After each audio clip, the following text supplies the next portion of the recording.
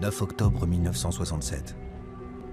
Malgré son assassinat en catimini, ses mains coupées et l'enfouissement de son cadavre à la va-vite au bord d'une piste d'aérodrome, rien n'y a fait. Che Guevara est devenu l'un des plus grands mythes du XXe siècle.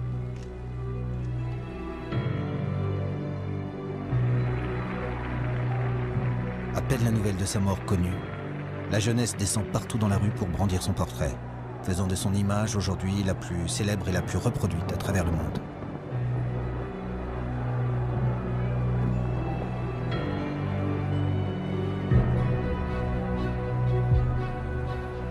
Pour comprendre la naissance de son mythe, il faut suivre le Che presque pas à pas, dans la dernière partie de sa vie, celle qui commence avec son débarquement à Cuba comme simple médecin de l'armée rebelle emmené par Fidel Castro.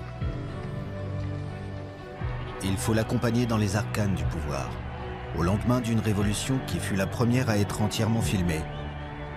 Et de Pékin à Alger, de New York à Moscou, saisir les raisons pour lesquelles son image a pu devenir une arme dans une bataille internationale de communication, en plein milieu de la guerre froide. Il faut comprendre enfin dans quelle perspective et au service de quel idéal c'est le Che lui-même, presque envers et contre tous, qui n'a eu de cesse de construire le mythe qui devait lui survivre. Quand, donc, et comment la légende du guerriero héroïque a-t-elle vu le jour? Quel usage le théoricien socialiste entendait-il faire de sa statue? Et comment Ernesto Guevara a-t-il pu finir par être pris au piège de son image?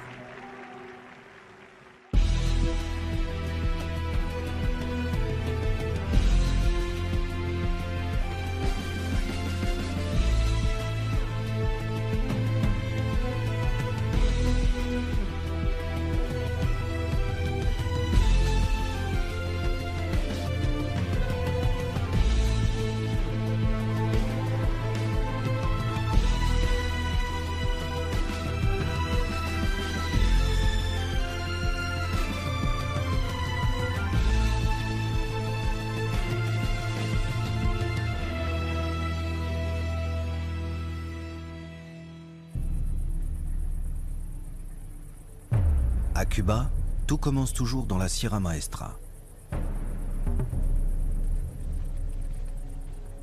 10 ans, presque jour pour jour avant la mort du Che, un journaliste effectue un reportage sur la guerre de guérilla que Fidel Castro et une poignée de révolutionnaires mènent contre le régime dictatorial de Fulgencio Batista.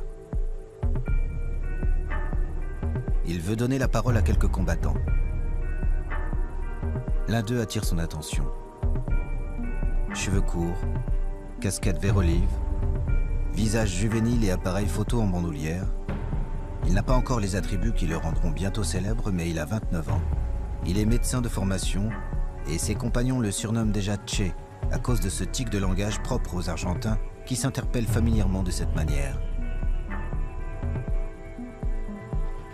C'est l'acte de naissance médiatique de Che Guevara. Cette archive est connue. Mais on omet souvent de noter que dans cette première apparition, le Che décide de se présenter au peuple cubain et au monde en faisant d'abord une critique des médias. Durante todos los meses, ya son 16 los meses que hemos estado en la Sierra Maestra, han venido periodistas de muchas partes del mundo y se han preocupado de la parte, digamos, anecdótica de esta guerra de guerrilla. Hoy aprovecho la oportunidad de la visita de un periodista cubano para dar al pueblo de Cuba el primer saludo que tengo oportunidad de dar. Le montage coupe ici et ne permet pas d'entendre les raisons profondes de son engagement, ni le projet révolutionnaire global des guerrilleros. Car si le Che a choisi de rejoindre leur folle équipée, c'est parce qu'il sait que le gouvernement de Fulgencio Batista, qui impose sa dictature à la petite île, est fantoche.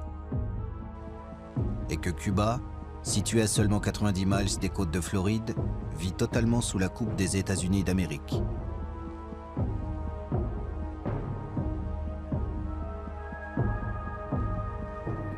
Depuis 50 ans, la perle des Caraïbes est en effet à la fois leur terrain de jeu et leur jardin des plaisirs, mais aussi leur principale source d'approvisionnement en sucre, et à Guantanamo l'une de leurs bases militaires stratégiques.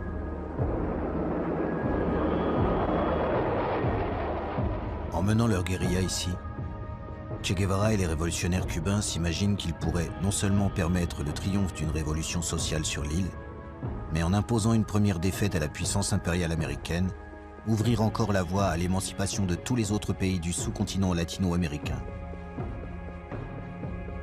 En attendant, Fidel Castro, qui l'a nommé commandant, charge Che Guevara de développer certaines infrastructures essentielles à la guérilla.